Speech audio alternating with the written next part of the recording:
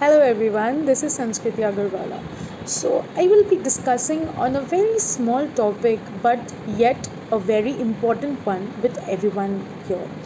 So, you must have heard people saying that you would be a knockout if you lose some weight, or you need to eat and put some meat on your bones, and there is no way that is going to be fitting you when you're buying a dress, or are you really going to eat all that when you are skinny and you are so fat and your body looks disgusting and whatnot.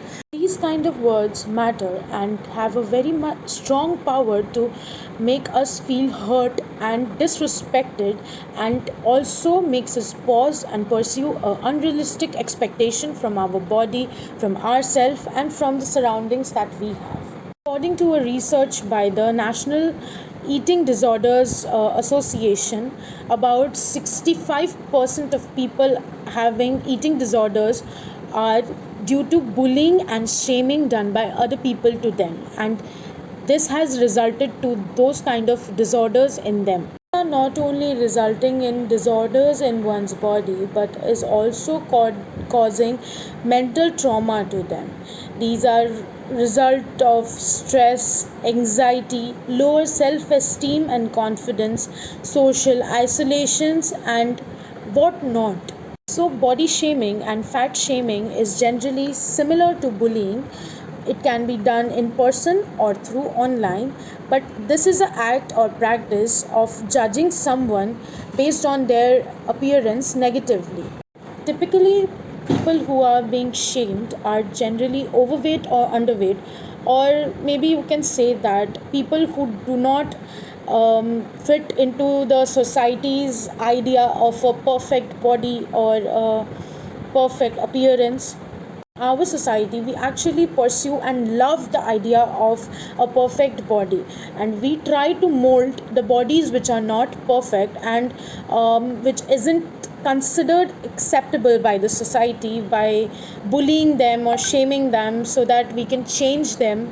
And we even pursue these kind of things through images or videos or movies or television, or seeing someone even in our family or friends. Peer victimization can be directly predicted by the weight and amount.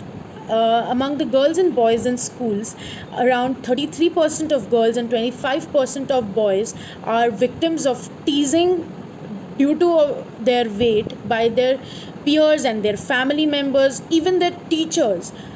While body shaming has been there in the society for a quite long time now, the social media platforms have also contributing in making the situation worse, because this kind of platform provide people to promote perfect company, perfect body types, perfect everything should be perfect according to the social media platforms. So these kind of imperfect body conditions which our society believes to be imperfect are not readily accepted by everyone, and they come across trolling and bullying and cyberbullying by various kinds of people. We actually judge certain people by their appearance. Don't you think that's so hurtful? These kind of things are maybe an entertainment element for us. For the people who are the victims of it, knows how it affects them. Let me give you a individual example. I have always been a chubby girl.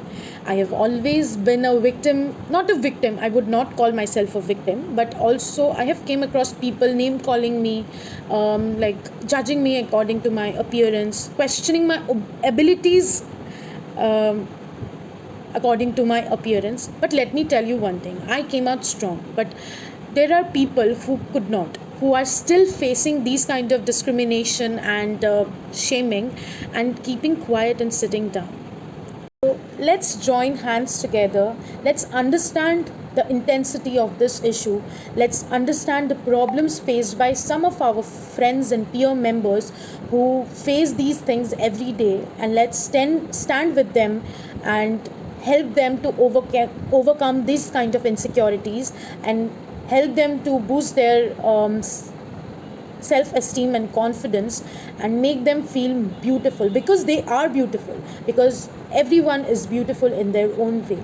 There is no such notion of perfect body. There is no such perfect body, and nobody can be perfect in this world. Thank you.